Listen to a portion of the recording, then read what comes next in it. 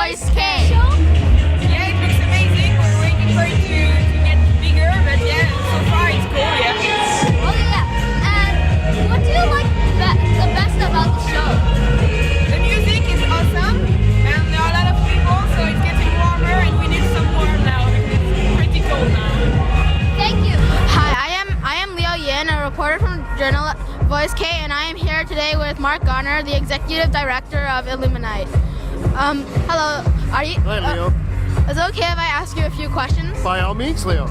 Okay. So, what inspired you to have a job here as executive director?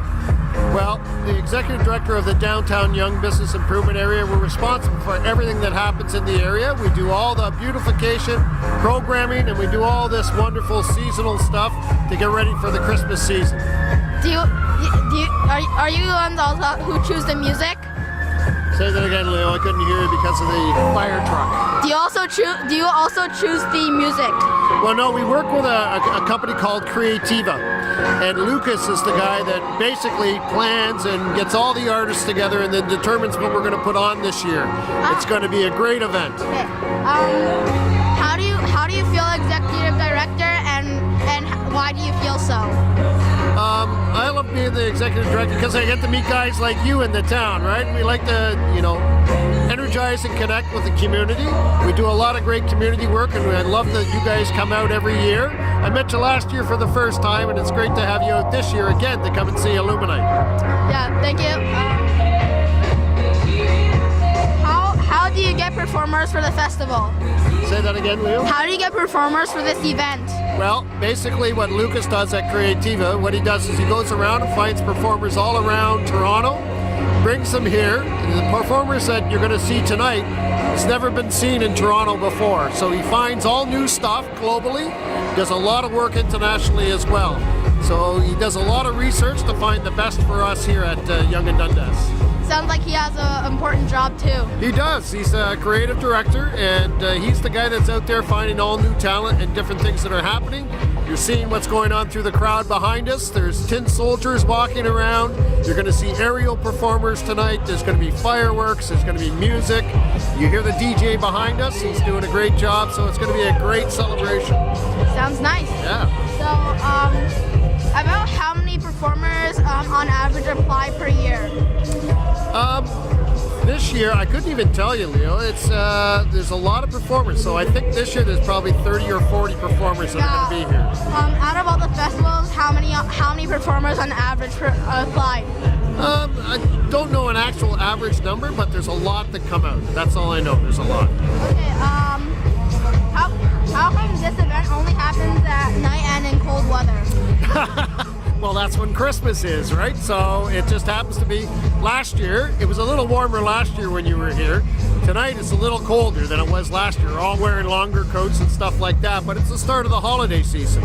So this is the start. We do Illuminite tonight, then we have Ice, Wine and Dine next Friday, and then there's Kids Fest the following weekend on the 29th.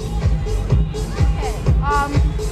What is your favorite part about being an executive director? What's the best part? Yeah. I think it's just doing community work. It's meeting people, being out in the community, doing great work, and trying to make sure that this is a vibrant neighborhood. Yonge Street has always been the iconic street in Toronto. It's the most diverse street. It's the festival street of Toronto. We have 42 million people that walk Yonge Street on an annual basis. Wow. That's a big number, right? Sounds like that's good business. It's good for business, yeah. Okay, how is this year's show different than last year's? We're trying to change it up this year. That's what we wanted to do. By working with this group, Creativa, we wanted to make sure that we had different talent. We didn't want to keep it the same. So this year there's going to be more dancers. It's going to be more interactive and 360. It's going to take in all of Dundas Square. Where last year, when you were here, it was just a lot of it was down by the Christmas tree. We did that aerial performer. We got aerial performers coming off of buildings, so we're trying to get something a little more exciting, and everybody will have to continually turn and look around the square to see what's going on. Sounds like this year's gonna be better. It's going to be a bigger and better year, and then next year we're going to make it even bigger and better again. Thank you for your time. Okay, thank you. Why did you put on an event like this?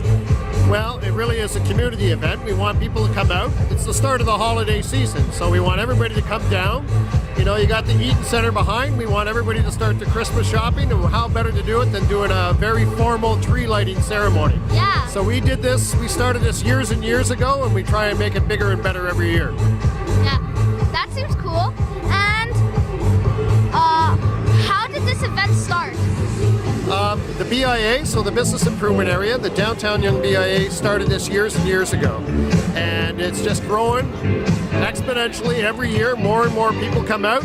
I think last year we had maybe about 8,000 people down here last year, and already by looking behind us, I think we're going to beat that number this year. It's just the more and more people are loving what we're doing, and they come down here to see I this. hope it does. Yeah. And how long has this event been going on?